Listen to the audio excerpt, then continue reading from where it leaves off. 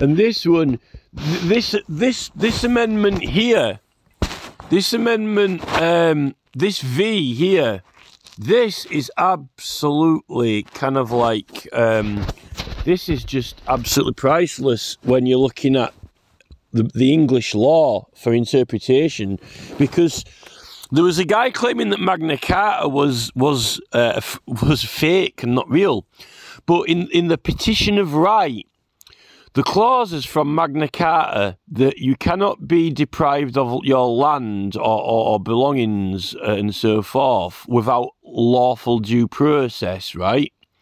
That is in the Magna Carta, and that ends up in the Petition of Right. So and that's like really quite old. That I think it was before 1600s, but the Petition of Right, he's got that from Magna Carta. So I severely doubt that Magna Carta is fraudulent. Now, this is like a really important thing. So that clause that is in the Petition of Right from Magna Carta was repealed. They repealed it. They repealed the clause that says you cannot be deprived of your lands or home or whatever without lawful due process.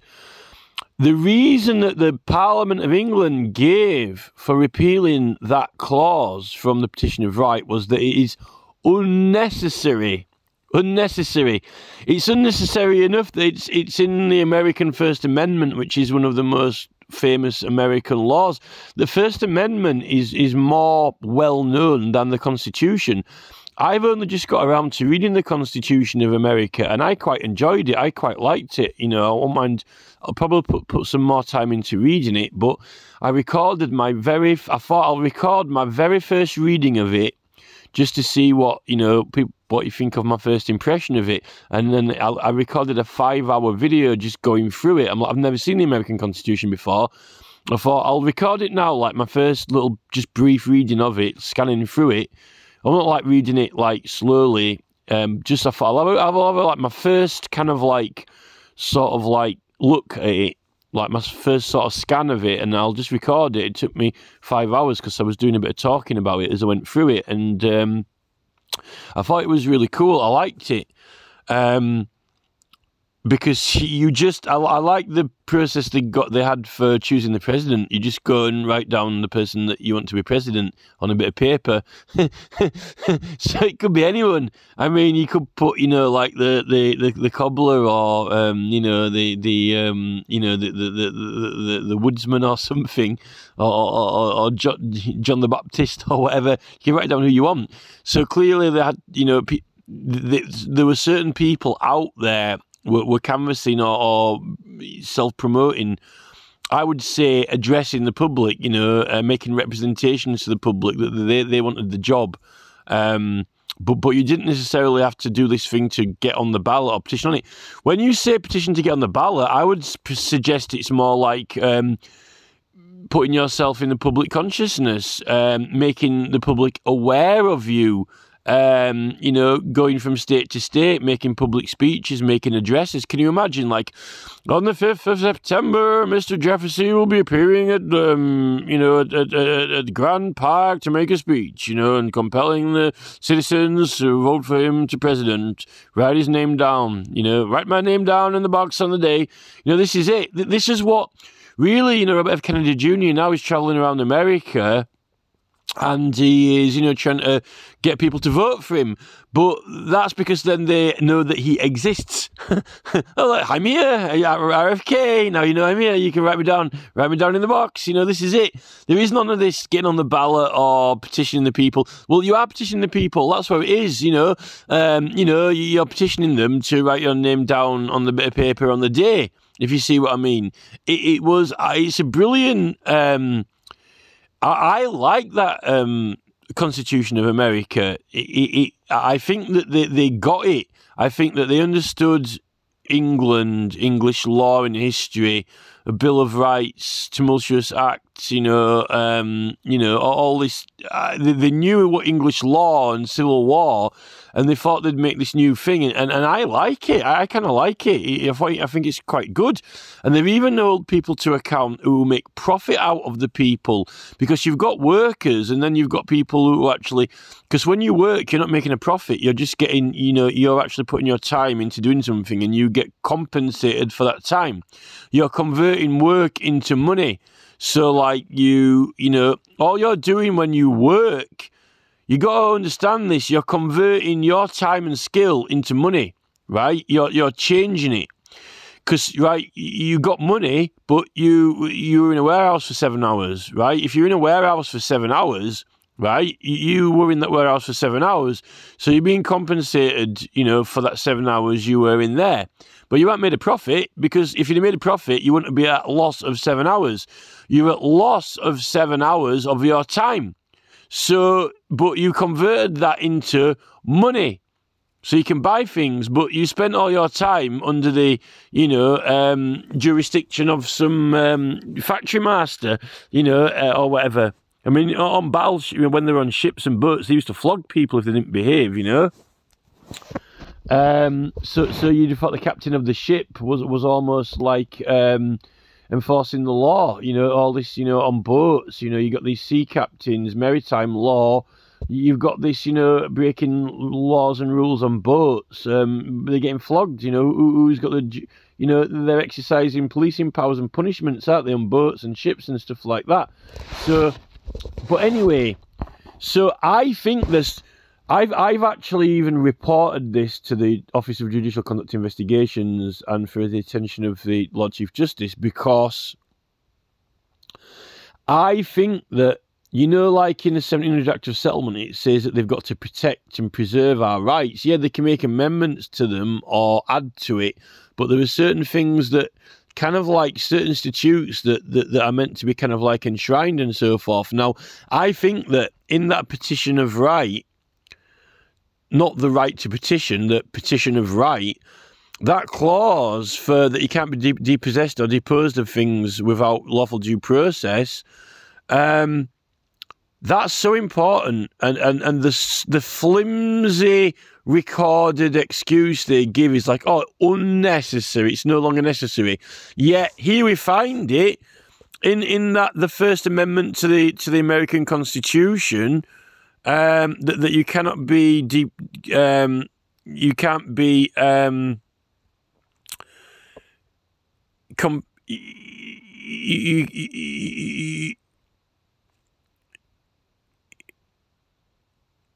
you can't be deprived of life, liberty, or property without the due process of law. Nor shall private property be taken for public use or without just compensation. Right. You see, I've already read this and made a video out of it, and now I've just clocked this bit. Now I've just gone like, like when scanner, like if you scan something, you're like, beep, like scan it a few times. That bit didn't scan before, but I was like going beep, beep, just registered that bit. Now, nor shall private property be taken for public use without just compensation. I'm going to tag Extinction Rebellion in this because they've got a talk coming up soon. They've got a talk coming up, a Zoom meeting. In fact, I'm going to post this on Jonathan M. Fuller's page, although he probably won't listen to it. And he'll probably want to top it with something else. But this is important. I'm not saying this for any other reason that people need to know this. I wish I wasn't the person who was saying it. I'll just get some sort of bot to record it or something. So that private property be taken for public use without just compensation. So that means that you can smash a window. If people on a petition sign it and they declare that we're going to smash this window as part of this petition campaign, then that means that we're going to get compensation for it, which I was right on the basis of can't be imprisoned by the claim of right. The claim of right, 1689 says you can't be imprisoned, and the 1688 Bill of Rights says you can't be prosecuted. This says, but you can be, barons and lords can be fined only by their equals. Well, that's compensation for each other. Like, you know, that's not that they owe each other money, or, you know, what happens if they split up, you know, what happens if some baron splits up with, you know, a baroness or something, and they owe each other money. You know, that's not necessarily criminal prosecution, but that means they have to be fine each other, you know, like civil suits against each other. This supports that election petition rules, whereby, you know, you can't prosecute at common law, and, you know, they were only given a fine. They did add imprisonment later on, but I don't know if that is the actual candidate on the petition, the petitioner. I think that's just officials who are organising and running the petition campaign. But certainly the whole affair is not brought at common law, it's brought in the High Court, because the petition is to the government. It's not in a local area or jurisdiction anyway. It's under a Parliament jurisdiction, like the Petitions Committee is under Standing Orders 145A3, when they've got powers. And really, through those powers, the Lord Chief Justice is meant, or Lady Chief Justice is meant to be able to lay matters to the House of Commons, which includes the Petitions Committee. So if anyone's complaining about being prosecuted unlawfully, then they would complain through the Judicial Conduct Investigations Office, and they would say, Lord Chief Justice is in charge, or Lady Chief Justice, and say, well, look, I've already got a case with the House of Commons, you know, so you'll have to, like, I'm complaining now, so you'll have to lay representation with them and sort it out. You know, and then obviously once that's opened up, then they can confirm your petition and so forth, and maybe get it discontinued, or even have it in the High Court. But it's not meant to be under local jurisdictions of local areas if it's a petition to the government. According to this, I think that this that's highlighted in blue here, I think that this is evidence for supporting interpretation. This is supporting interpretation from the period, from the era, from the time in law, in constitutional law. This suggests that private property can be taken for public use, but there has to be some compensation. But that's got nothing to do with being given community service, or because you're already in the service of the community, because that's public use. Public use is for community use. It's like, you know, charitable good causes, non-profits and campaigns. I really, really kind of wish somebody would listen to this because I think that it's important. And, you know, I think that this is why I'm starting to wonder about this new crime and sentencing policing bill and all this thing the government are coming out with, which a lot of it I think is questionable, particularly when they're pulling legislation like the petition of right clauses, which says that you can't be deposed or anything about lawful due process. The thing is, this is a thing. When you're smashing a window, if you're smashing a window at Lloyds Bank, but it's part of a petition campaign to Parliament, officially declared, you are using due process of law. That's the thing. But you might have to compensate them. You might have to compensate them, which could mean that Extinction Rebellion might have to, you know, be ordered to pay them, you know, for the window, but they can raise the money quite easily through all of the people. Like, this is the thing. I really, really, really think that people aren't looking into this enough. But I really like this part here. No person shall be held to answer for a capital or otherwise infamous crime unless on presentment or indictment of a grand jury, except in cases arising in the land or naval forces or the militia when in actual service of wartime or public danger. Well, this is the thing where Extinction Rebellion are calling public emergency, aren't they? Nor shall any person be subject for the same offence to be twice put in jeopardy. Well, I was put in jeopardy because, well, I was prosecuted illegal, and then to insult to injury, when I was prosecuted illegally, got prosecuted in Manchester and in Yorkshire. That's double jeopardy of law. Twice.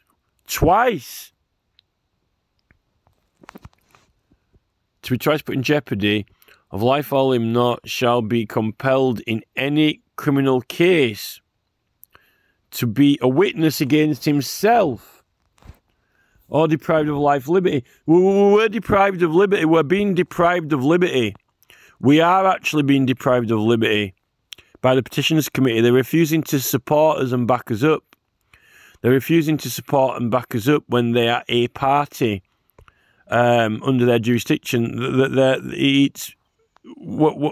We're being prosecuted illegally, and they're not. They're not intervening. They're refusing to engage with the judiciary at all. They're refusing to refer the matters to the court or to speak to the courts and tell them to discontinue. And it's meant to be in the High Court anyway, and it's meant to be fines. This here, maybe I might stop recording now and make a separate video, because this is like for the other groups. You cannot be compelled to be a witness against yourself. Now, this comes from somewhere. This comes from the Claim of Right as well, 1689.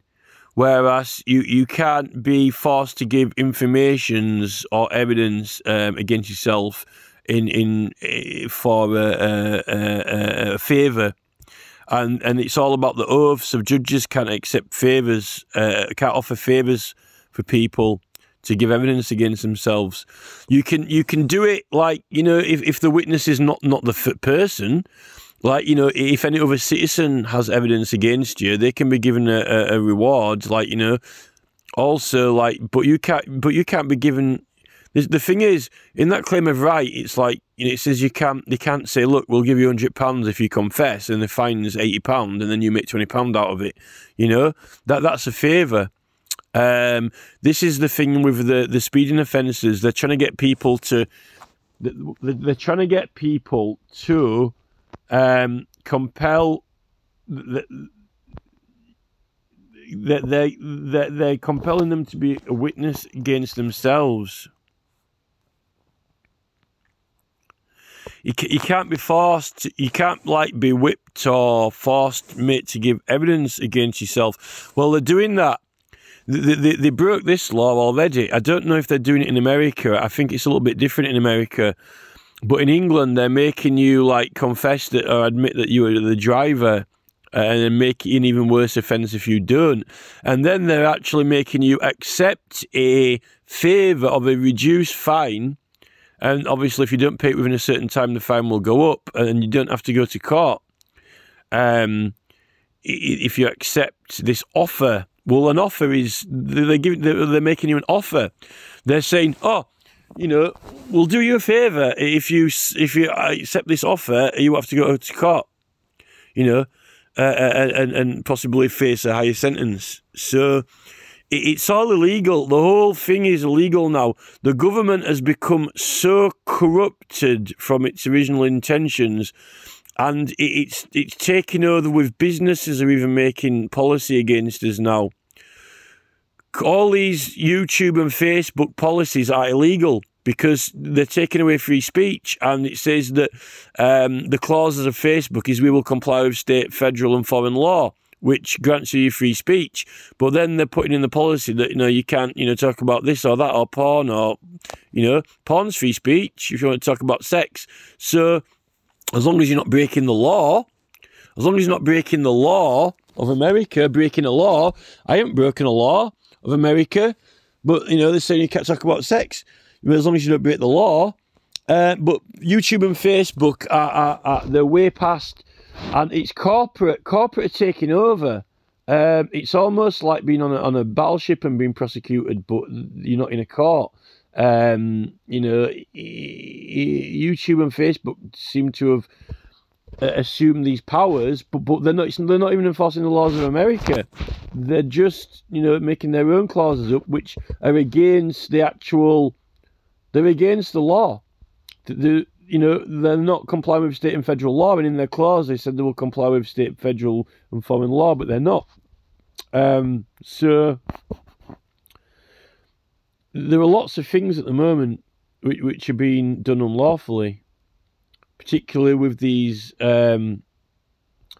But the thing is, be a witness against himself. What they're doing is that they're getting photographs against us now.